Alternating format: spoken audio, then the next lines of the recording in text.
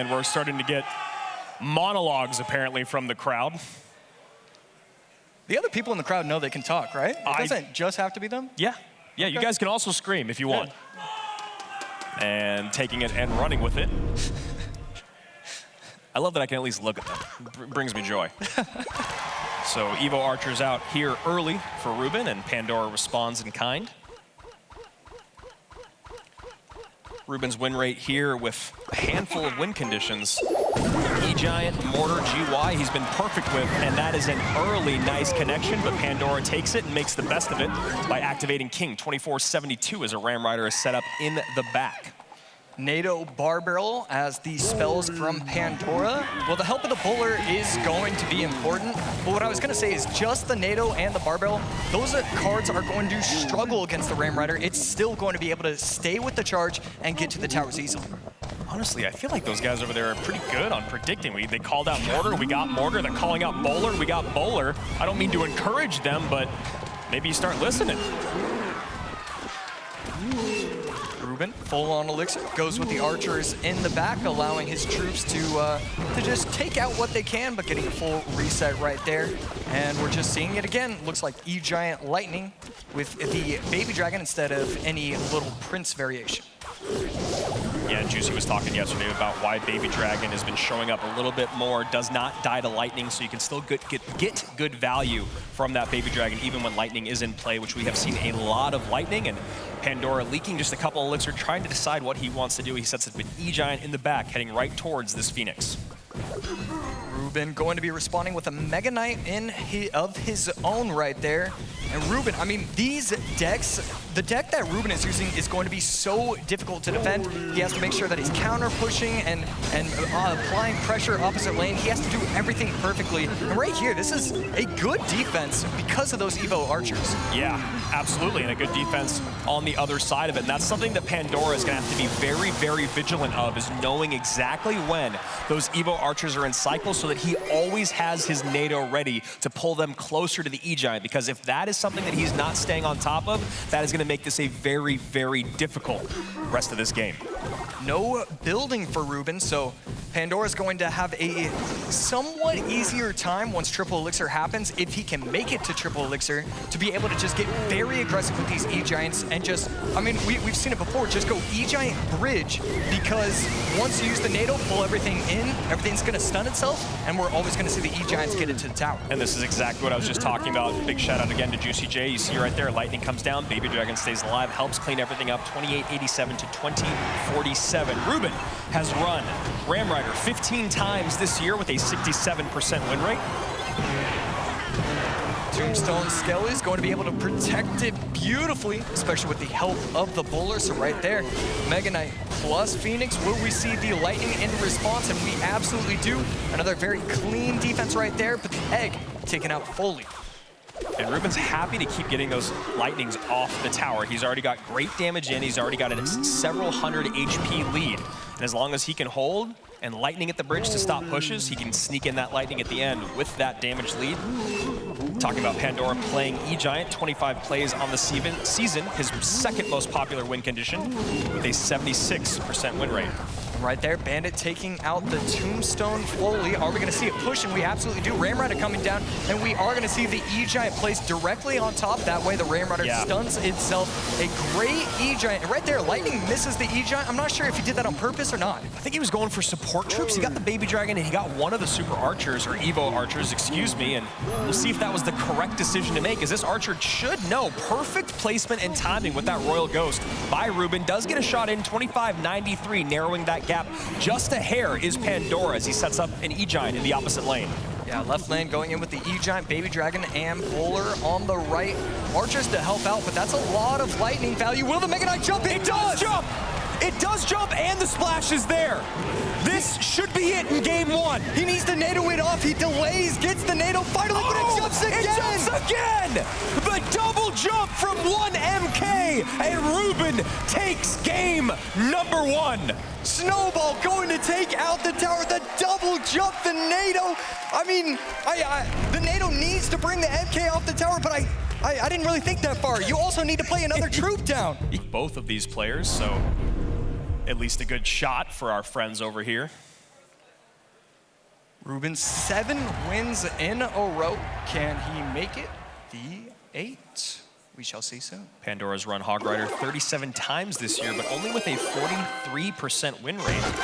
You go to Ruben on the other side of it, he's ran it 41 times, but with a 73% win rate. As this little prince snipes off that tombstone. Ruben, after seeing the poison and the tombstone, you just have to assume it's going to be a splash yard type deck. You see the knight as well, Evo Knight, and Pandora just going to be looking at the quick cycle RGs. We're going to see if he takes a page out of Air Surfer's. That's just this one. Page. And uses the hunter or the guards, one of those kind of variations. Future king over here.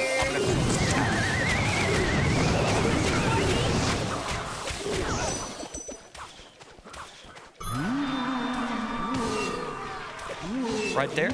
Ghost going to be able to defend that very nicely, taking out all of the support troops, but he's going to need a bigger response.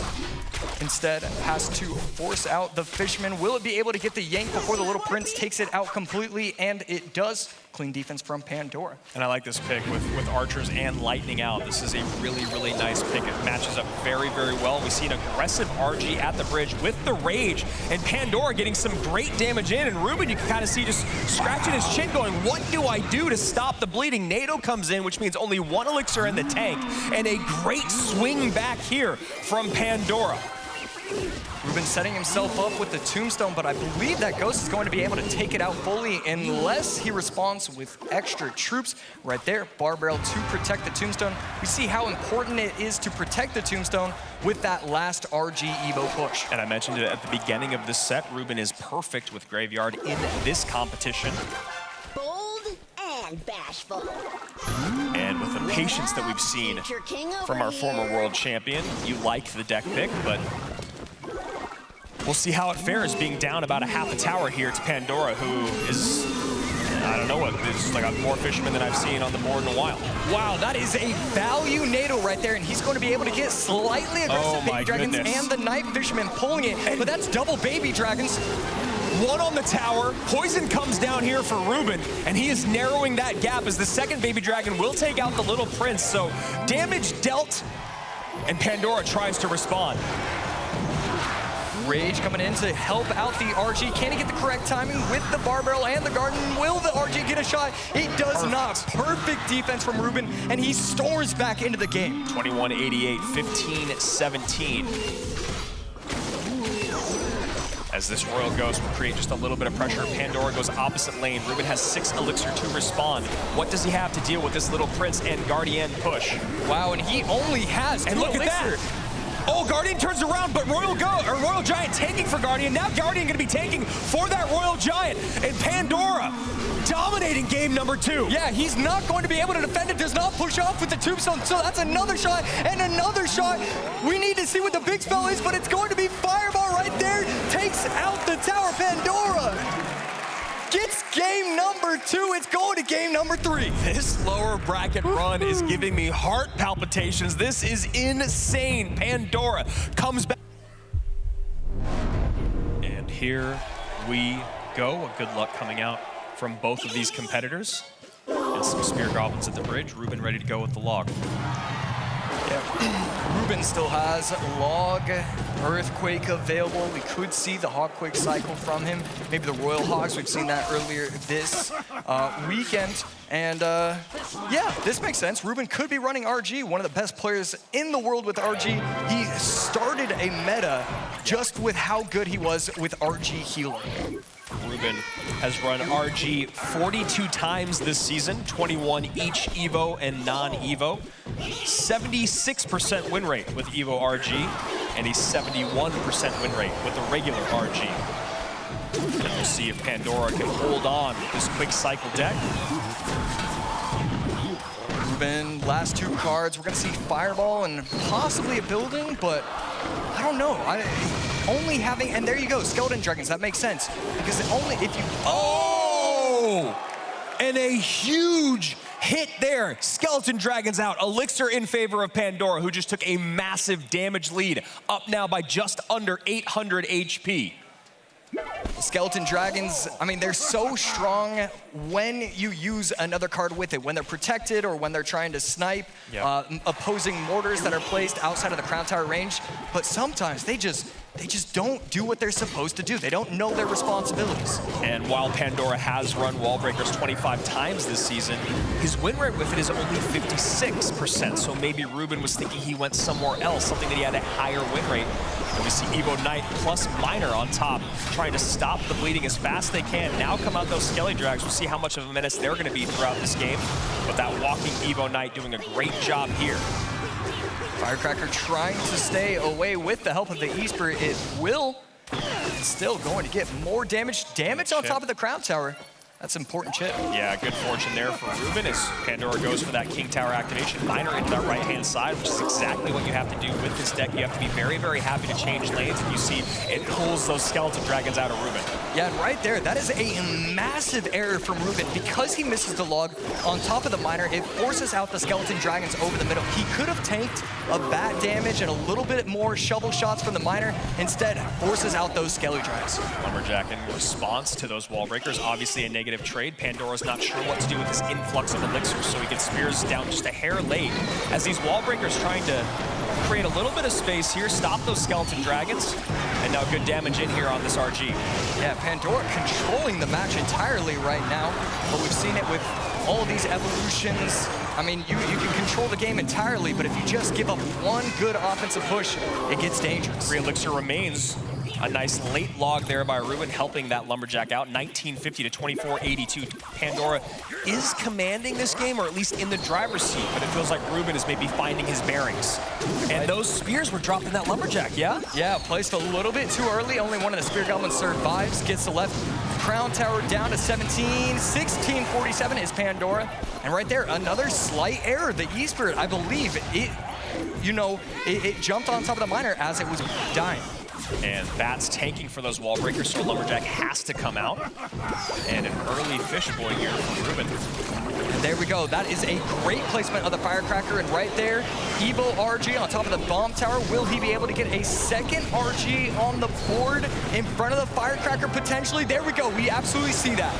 And Evo Knight up high, Bomb Tower down late. Fisherman here to pull the Evo Knight away. Bat's gonna do a decent job because that Firecracker is distracted. And that was a very clean defense from Pandora, once again, who goes right back on offense. Right there, forces out the log in response from Ruben. Fisherman not going to be able to get any value. Ruben just trying to set himself up for the double RG push. There is no other way for him to beat this gorgeous defense from Pandora. 40 seconds remain in one of these two 2023 career.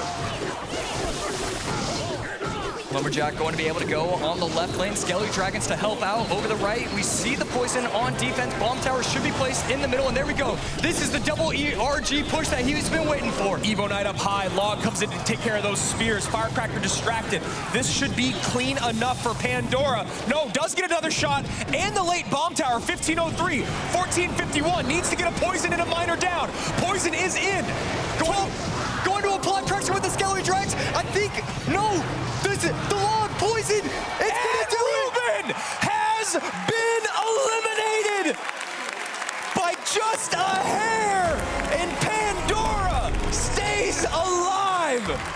What is it with these poison games? They always get to that last poison, gets the damage. I'm getting lightheaded. How